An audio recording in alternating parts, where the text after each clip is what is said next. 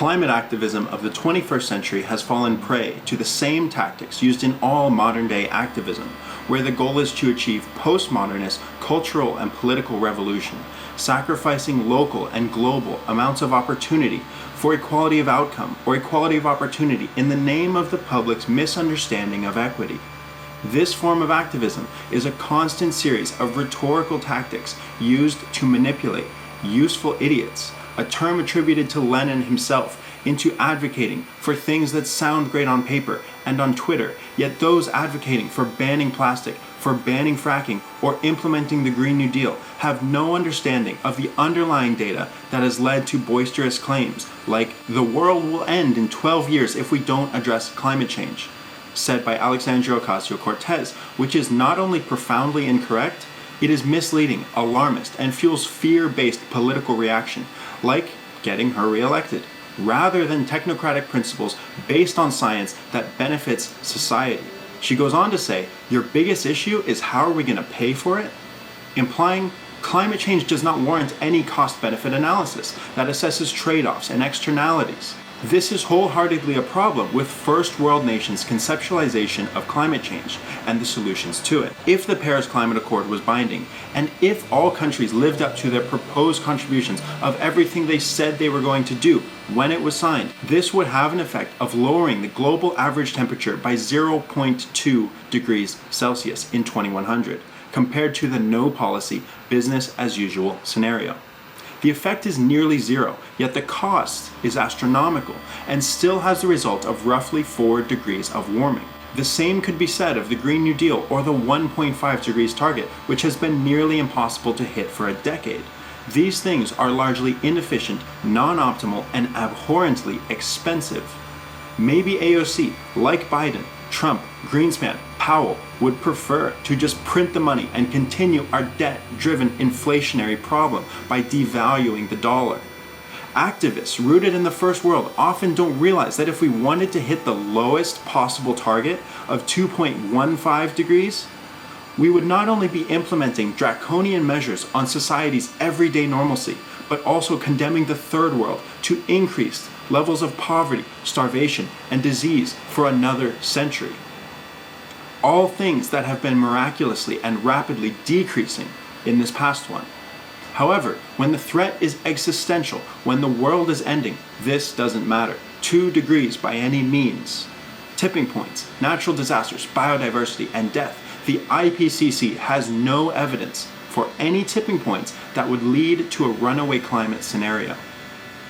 Almost all climate models state that any tipping points are unlikely below that of 4 degrees of warming and are not certain but do begin to increase in possibility thereafter. This includes the assumption that the Greenland ice sheet will melt, the oceans will rise and also acidify. These are not existential problems according to the IPCC itself. Furthermore, the IPCC also has low confidence in drawing any trend lines in magnitude or frequency in relation to floods, hurricanes, or drought. Drought has actually been decreasing in the US, which has the best data thus far. Hurricanes are not getting more frequent or more intense, while wildfires are actually decreasing globally over the last 100 years. Of these, there is only high confidence that fires will increase over the next 100 years, though not due in largest part to the warming itself, but mostly from humans, their poor housing choices, and fire practices. The same goes for most natural disasters. They're measured in economic terms, and they're bigger now solely because they cost us more, not because there is any evidence at all that they are increasing. The IPCC states they will not have sufficient evidence for the effects of anthropomorphic warming regarding likely outcomes or even trend lines until the 2030s. That said, mitigation is cheap, while cleanup is expensive. So what if we aimed for somewhere between 2.15 and 3.99 degrees of warming? It would be a relatively safe bet, achievable, and it would not necessitate increased global poverty, starvation, or disease. We would actually be collectively richer, better off, and more well-equipped to deal with the effects of any warming. rather than poorer and less able to afford investments in solutions or mitigation of the effects of climate change. We should therefore conduct cost-benefit analysis on any climate policy implementations and do the ones which make the most sense and have the best returns on investment.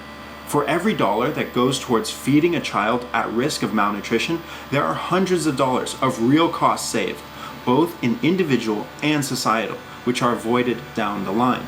These dollars are very well spent, and money saved will make everyone better off and more readily able to mitigate actual expected risks from a warmer climate.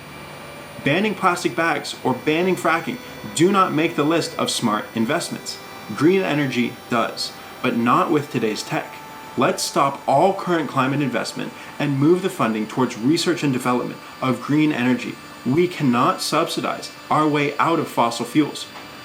We need solar, nuclear, and others which readily outcompete fossil fuels on the free market. This is consistently the best climate investment across the board, and it will cost a fraction of other proposals. Next, let's bring people out of poverty, invest in mitigating malnutrition in children, then diseases like malaria, tuberculosis, and HIV, and finally, we should not rule out geoengineering, just in case. These are smart investments that allow us to maximize the trade-offs between climate mitigation and human welfare, so that we don't need to choose one or the other. If we're careful, we can do both at a level that makes people wealthier and saves the planet.